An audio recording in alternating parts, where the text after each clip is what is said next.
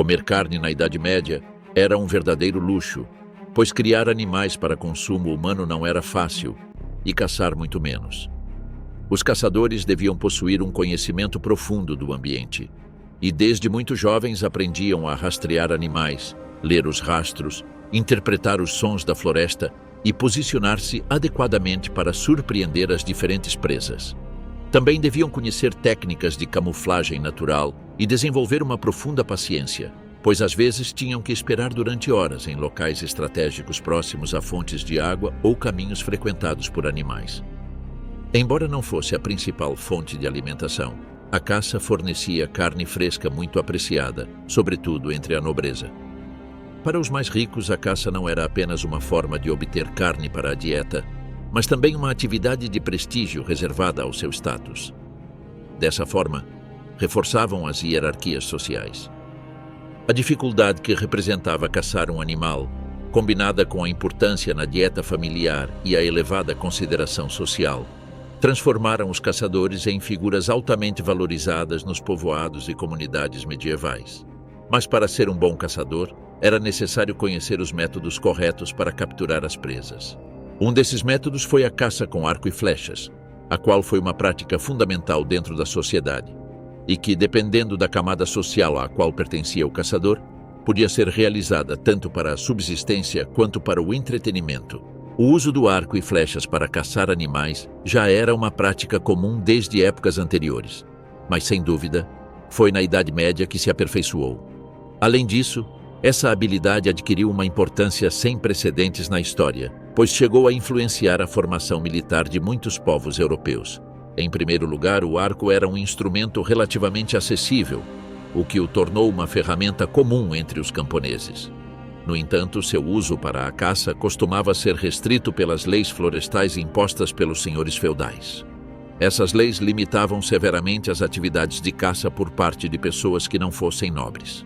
Dessa forma, grandes extensões de florestas ficavam reservadas para uso exclusivo dos nobres, enquanto animais como o cervo, o javali e a lebre estavam vetados para os caçadores de origem humilde. No entanto, diante da necessidade e da fome, muitos camponeses violavam essas leis e recorriam à caça furtiva para sobreviver. Geralmente, os camponeses usavam para a caça arcos simples e flechas fabricadas artesanalmente.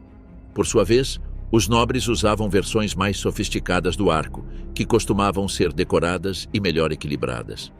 As classes altas praticavam essa atividade tanto pelo esporte quanto pela formação em habilidades militares.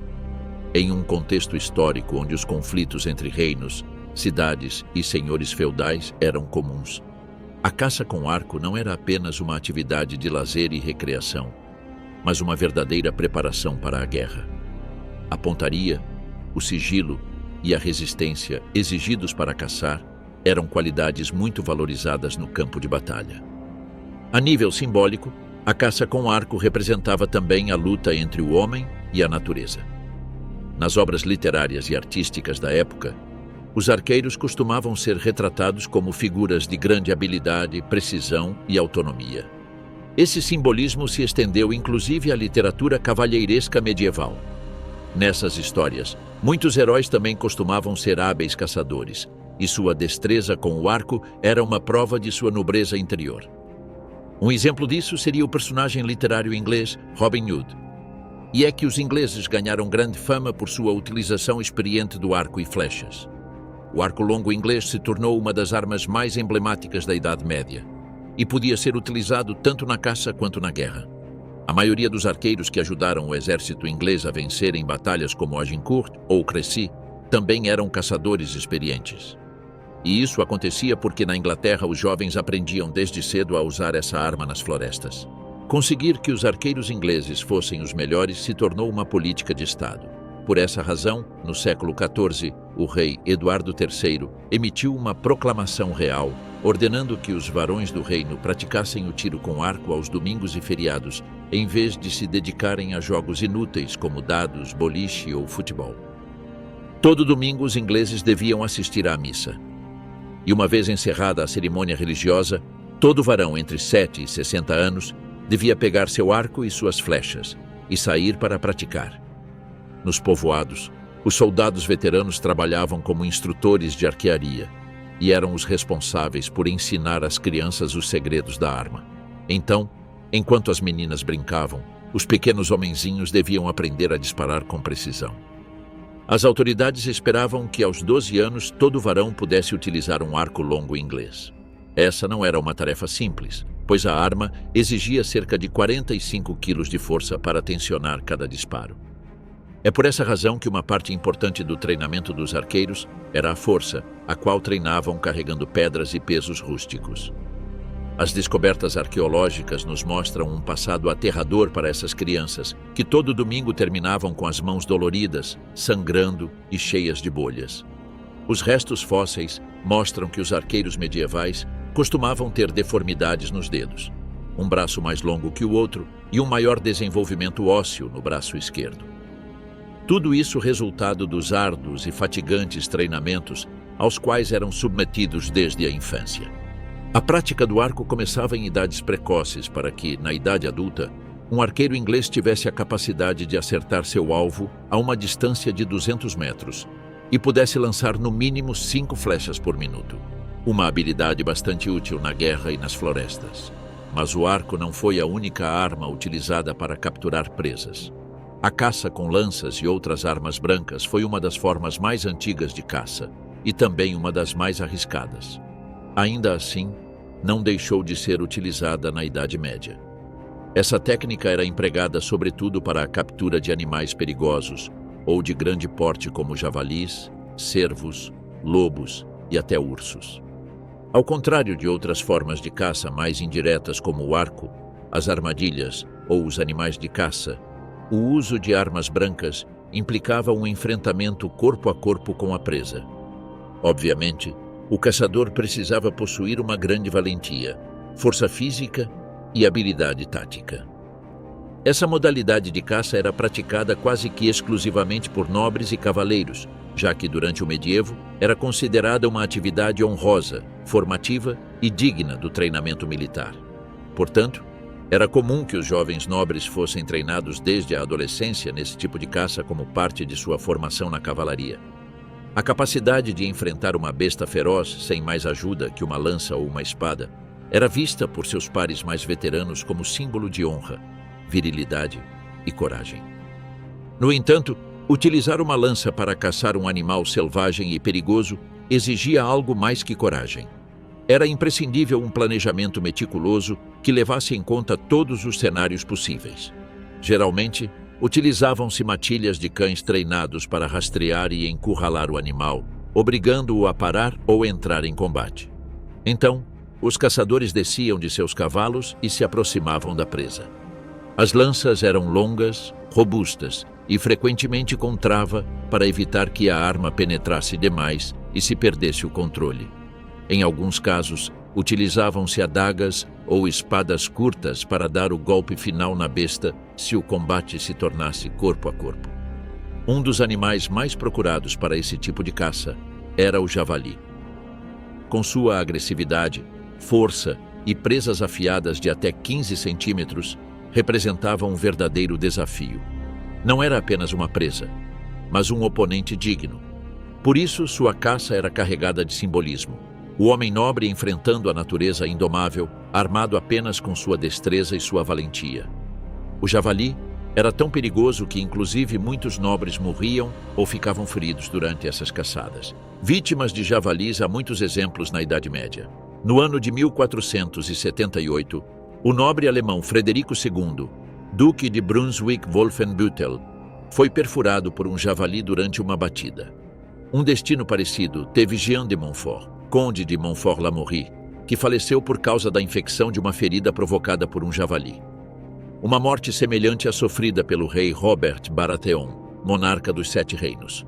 Além disso, o alto risco que essas caçadas implicavam as tornava oportunidades perfeitas para se livrar de rivais políticos e justificar sua morte como um acidente de caça.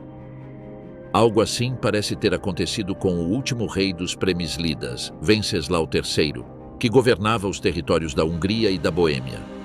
No ano de 1306, em meio a uma disputa sucessória, Venceslau teve a brilhante ideia de sair para caçar javalis. Essa oportunidade não foi desperdiçada por seus oponentes políticos, que se encarregaram de garantir que o rei não voltasse vivo da caçada. Mas além de sua função recreativa ou formativa, a caça com lanças também tinha uma função alimentar e prática. A carne de javali era considerada uma iguaria e era frequentemente servida em banquetes senhoriais. Além disso, suas presas eram usadas como troféus ou até como amuletos. Esse tipo de caça foi frequente na arte e literatura medieval, sendo retratado em tapeçarias, manuscritos e esculturas onde os cavaleiros aparecem em posturas heróicas, enfrentando bestas selvagens. Esses relatos não apenas exaltavam a força física, mas também o domínio sobre a natureza, o valor pessoal e a nobreza da alma. Embora o uso de armas brancas fosse uma forma extrema de caça, a combinação de destreza física, honra cavalheiresca e simbolismo cultural fez com que fosse altamente valorizada na sociedade medieval como uma das provas definitivas do caráter e da virtude do nobre caçador. Mas as armas não eram as únicas ferramentas que os humanos usavam para caçar. Para capturar as presas, muitas vezes era imprescindível contar com as virtudes de outras espécies animais, como, por exemplo, as aves de rapina. A cetraria, ou caça com aves de rapina, foi um dos métodos de caça medieval mais sofisticados e elitistas. Essa prática era considerada uma verdadeira arte e estava reservada exclusivamente para os nobres mais abastados e para a realeza, devido à dificuldade que implicava treinar aves, o tempo necessário para dominar a técnica e o simbolismo associado à sua execução. A cetraria tem sua origem na Ásia Central e no mundo islâmico, e desde que foi introduzida na Europa, sua popularidade só fez crescer nas cortes mais importantes do continente. Essa atividade era altamente valorizada pelos nobres francos, normandos e, um pouco mais tarde, pelos castelhanos. Geralmente, as aves mais utilizadas para a caça eram o falcão, o açor e o gavião, cada uma empregada conforme o tipo de presa e o ambiente geográfico. Enquanto os falcões eram utilizados para caçar em campo aberto, os açores eram mais confiáveis em florestas densas. O processo de treinamento dessas aves era complexo e podia levar meses, às vezes anos, para ser concluído. Os cetrários deviam estabelecer uma relação simbiótica com a ave, baseada na confiança e na obediência. As aves eram acostumadas à presença humana, à luva, ao chamariz e aos comandos. E é que, ao contrário de um cão, a ave não caçava por obediência, mas por recompensa. Por isso, o controle do apetite era um aspecto-chave no treinamento. Mas assim como muitos outros tipos de caça, a cetraria também era uma forma de distinção social e cultural. Na Idade Média, existiam regras estritas sobre quem podia usar cada tipo de ave. Por exemplo, os reis usavam falcões peregrinos, enquanto que os nobres menores só podiam utilizar gaviões. Esse simbolismo estava profundamente enraizado na sociedade, e assim mostra o Livro da Caça das Aves do infante Dom Juan Manuel. Nesse texto do século XIV, codificam-se esses usos e interpreta-se a cetraria como uma alegoria do domínio do espírito nobre sobre a natureza. Mas além do aspecto simbólico, a cetraria também exigia conhecimentos de anatomia animal, comportamento natural, meteorologia e treinamento. Não à toa, os cetrários eram figuras respeitadas na corte, muitas vezes com o mesmo nível hierárquico que um cavaleiro. Além disso, essa disciplina se diferenciava de outras atividades por sua inclusão, já que algumas mulheres nobres a praticavam, o que era relativamente incomum com outras formas de caça. Obviamente, essa relevância foi retratada no plano artístico e literário. A cetraria aparece com frequência em manuscritos iluminados, tapeçarias e relatos épicos nos quais simbolizava elegância, precisão e uma forma quase espiritual de união entre homem e natureza. As aves de rapina eram consideradas na Idade Média não apenas ferramentas de caça, mas emblemas de liberdade, visão e nobreza. A complexidade, beleza e simbolismo dessa prática a fizeram perdurar até a atualidade, sendo considerada patrimônio cultural e material da humanidade pela Unesco. Mas as aves de rapina não foram os únicos animais usados para capturar outros. A caça com cães, conhecida na Idade Média como venática, foi sem dúvida um dos métodos de caça mais elaborados e prestigiosos de seu tempo. Essa modalidade estava profundamente associada à nobreza e combinava estratégia, treinamento animal e uma dimensão ritual ou cerimonial que a tornava especialmente apreciada nas cortes europeias. A atividade de utilizar cães para capturar outros animais remonta aos primeiros séculos da Idade Média, quando os cães começaram a ser treinados especialmente para realizar diferentes funções dentro da caça. Os caçadores procuravam aproveitar as virtudes de cada raça, pois haviam descoberto que nem todos os cães serviam para as mesmas funções. Os sabujos eram especialistas em rastreamento, os galgos eram velozes e capazes de capturar presas menores como lebres, e os mastins eram empregados para enfrentar diretamente animais perigosos como javalis. No entanto, esse treinamento canino requeria tempo, conhecimento e abundantes recursos financeiros, o que já marcava uma clara divisão entre nobres e camponeses. Para a classe alta, a posse de cães de caça era um símbolo de status. Por isso, em muitos castelos criavam-se raças específicas, e elas eram herdadas entre os membros das linhagens. Muitos desses cães criados nos castelos foram protótipos medievais de raças modernas, como é o caso dos Spaniels. E é que a venática possuía tanta importância dentro da alta sociedade medieval que foram escritos numerosos tratados sobre a arte da caça com cães. Um dos textos mais famosos que abordam o tema data do século XIV e é o Livro da Caça de Gaston Phoebus, um nobre francês que detalhou com grande cuidado o treinamento, a alimentação e a seleção dos cães, bem como as estratégias para capturar os diferentes tipos de presas. Mas a posse de cães não era algo exclusivo dos nobres. Os camponeses e pessoas mais pobres também podiam ter cães. No entanto, raramente lhes era permitido treiná-los para caçar animais de valor, como cervos ou javalis. Inclusive, na Idade Média, foram promulgadas leis que proibiam os camponeses de possuir cães com os dentes intactos. Portanto, exigia-se que os mutilassem para evitar que pudessem caçar eficazmente. A utilização de cães para caçar outros animais fez parte da iconografia medieval que celebrava essas espetaculares montarias, exaltando-as como uma atividade social, política e simbólica que refletia hierarquias e valores culturais. Esse tipo de caça implicava movimento, barulho, coordenação e um grande espetáculo visual. Por isso era ideal para celebrações cortesãs ou visitas reais. Além disso, em muitas ocasiões a caça tornava-se uma representação simbólica do domínio dos nobres sobre a natureza. Os cães eram animais domesticados, mas com um forte instinto selvagem. Por isso, o controle que os nobres exerciam sobre eles refletia também sua capacidade de governar e exercer autoridade.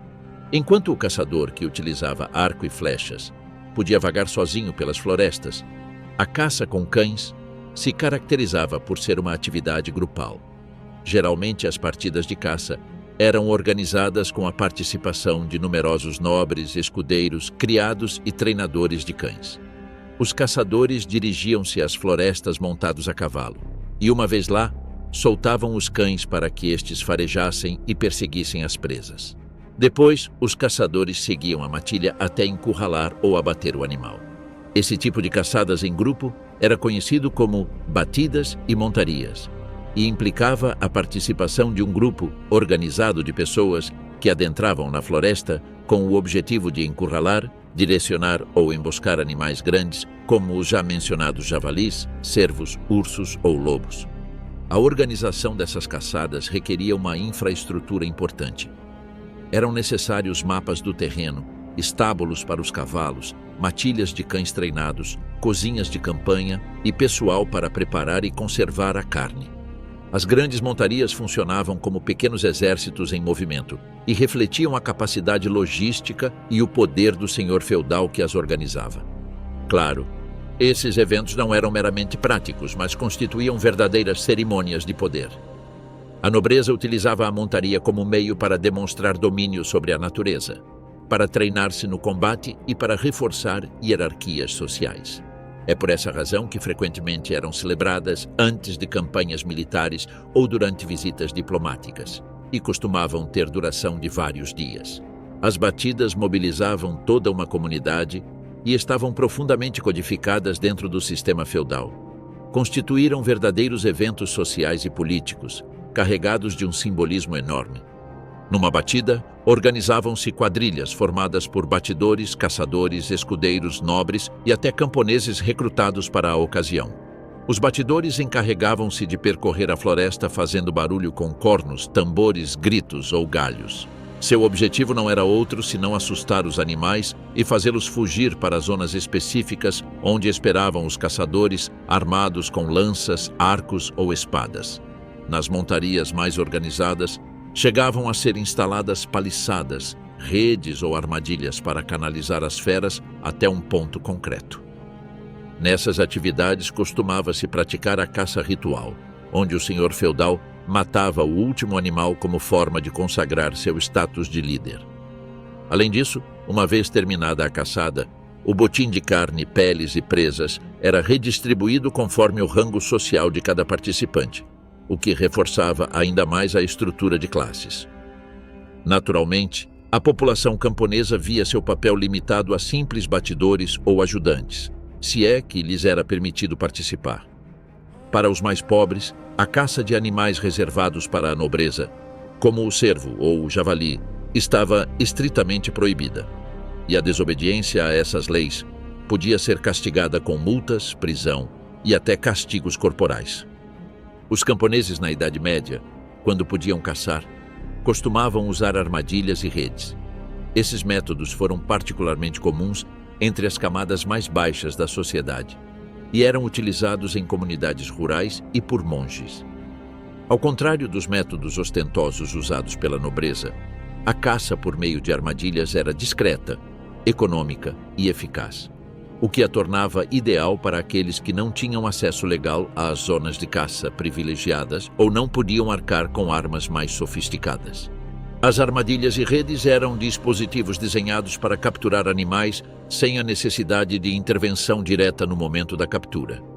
Alguns exemplos eram as armadilhas de laço, as fossas cobertas com galhos, as garras metálicas ou de madeira e as redes camufladas nos caminhos dos animais. Também se usavam armadilhas de queda ou gaiolas com mecanismos de fechamento ativados pelo movimento da presa. A grande vantagem que essas técnicas ofereciam era que podiam ser aplicadas tanto a animais pequenos como coelhos, aves ou texugos, como a animais maiores, embora isso último fosse mais perigoso e complexo. Em muitas regiões da Europa, os caçadores rurais eram reconhecidos por seus conhecimentos profundos sobre o comportamento animal. Eles sabiam identificar rastros, rotas de passagem, zonas de alimentação e tocas. Dessa forma, obtinham informações cruciais para colocar as armadilhas com sucesso. Em muitos mosteiros pobres e povoados isolados, essas práticas eram vitais para a subsistência, sobretudo nas épocas de maior escassez. No entanto, a caça com armadilhas não estava isenta de riscos, sobretudo legais. Na Idade Média, existiam muitas restrições legais nos territórios feudais. As florestas pertenciam ao rei, a um nobre ou à igreja, e os animais eram considerados propriedade do senhor local.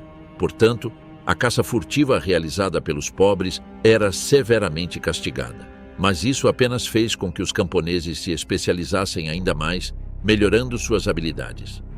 As armadilhas deviam ser colocadas em segredo e ser facilmente desmontáveis para evitar serem descobertas. E é que a caça com armadilhas desempenhou um papel crucial na alimentação medieval. Não só fornecia carne, mas também peles, penas e gorduras que eram aproveitadas para fabricar roupas, utensílios ou combustível. Além disso, o uso de armadilhas tinha a vantagem de poder capturar múltiplas presas simultaneamente e exigia menos esforço físico do que as formas de caça mais diretas. Por outro lado, os monges que viviam em mosteiros desenvolveram métodos de caça passivos, como redes e armadilhas especiais que lhes permitiam caçar sem derramar sangue, cumprindo assim com regras religiosas mais estritas. Também está documentado o uso de sistemas mais complexos, como currais com redes ou estruturas móveis para capturar aves migratórias. Esses métodos de caça foram uma estratégia engenhosa, silenciosa e persistente, essencial para a subsistência das classes populares medievais. Apesar de sua baixa consideração social frente às grandes montarias ou à cetraria, representaram uma forma de resistência e adaptação ao ambiente natural e legal da Idade Média. E embora o risco fosse alto para os pobres, a possibilidade de obter um benefício pela caça era uma tentação grande demais. E você seria capaz de sobreviver como um caçador medieval? Deixe sua resposta nos comentários.